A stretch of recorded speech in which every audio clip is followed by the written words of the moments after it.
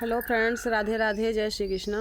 Friends, आज आपके बीच में बहुत ही प्यारा एक तुलसी मैया का सोहर लेके आई हूँ। आप लोगों को कैसे लगेगा? प्यारा प्यारा कमेंट कीजिएगा और लाइक कीजिएगा। हमारे चैनल को ज़्यादा से ज़्यादा शेयर कीजिएगा, सपोर्ट कीजिएगा और अपना प्यार दुलार बनाइएगा। कार्तिक तुलसी लगऊ बैतो दिया ना जलऊ बैतो दिया ना जलऊ बाई हो। तुलसी जऊ मोरे होई हैं ललनवा तो दिया ना जलऊ बैतो पियरी चढ़ऊ बैतो पियरी चढ़ऊ बाई हो। तुलसी जऊ मोरे होई हैं ललनवा तो पियरी चढ़ऊ बैतो पियरी चढ़ऊ बाई हो। 8 महीनवा के बीते तो नवाए के लागे तो नवाए के लागत हो। सखिया जनमे है ओ सखिया बजे लागी आंगने बधई या उठन लागे सोहर ठन लागे सोहर हो। सखिया बजे लागी आंगने बधैया उठन लागे सोहर उठन लागे सोहर हो। तुही मोरी सासू से सासू तुहिनी ठाकुराइन तुहिनी ठाकुराइनी हो। सासू हटिया से पियरी मांगावऊ तो तुलसी चढ़ावऊ तो तुलसी चढ़ाऊ बहो। सासू हटिया से चुनरी मांगावऊ मैं तुलसी चढ़ऊ बै मैं तुलसी चढ़ऊ बाई हो।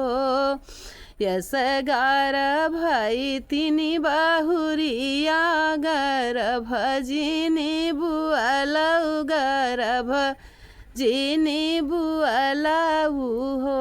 बहु हरि भैया तोहरा लाई हैं पियरिया तो तुलसी चढ़ावऊ तो तुलसी चढ़ावऊ हो।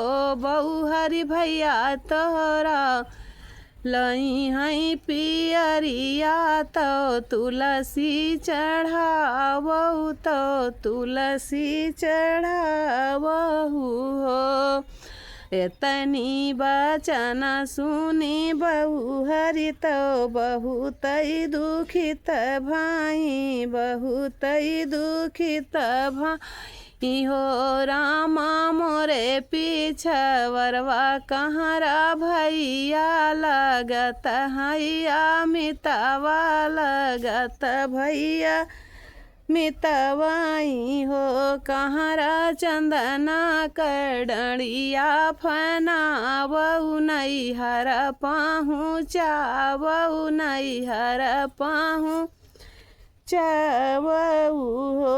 एक बाना गईली दूसरा बाना तीसरे मामैया बाना तीसरे मामैया बना हो। मैया हटिया से चुनरी मांगावऊ मैं तुलसी चढ़ऊ बाई मैं तुलसी चढ़ऊ बाई हो। मैया हटिया से चुनरी मांगावऊ मैं तुलसी चढ़ऊ बाई मैं तुलसी चढ़ऊ बाई हो।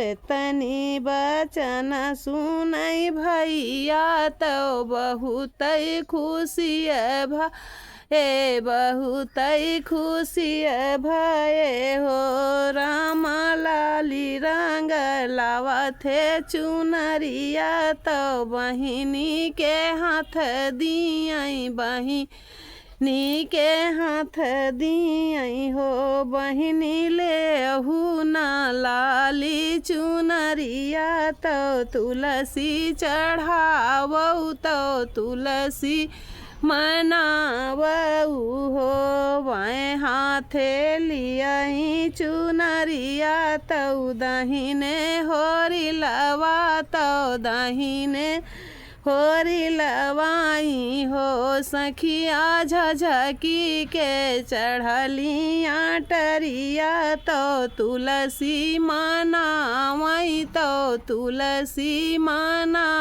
माई हो तुलसी भरी मुख दियहु शीस लौट घर जाइति लौटी घर जाइति हो जाहु रानिया घर अपने तो अपने साहेब घर अपने साहेब घर हो रनिया जुग जुग जियई तोहरा ललना अमर तोहरा सिंदूर अमर तोहरा सिंदूर हो।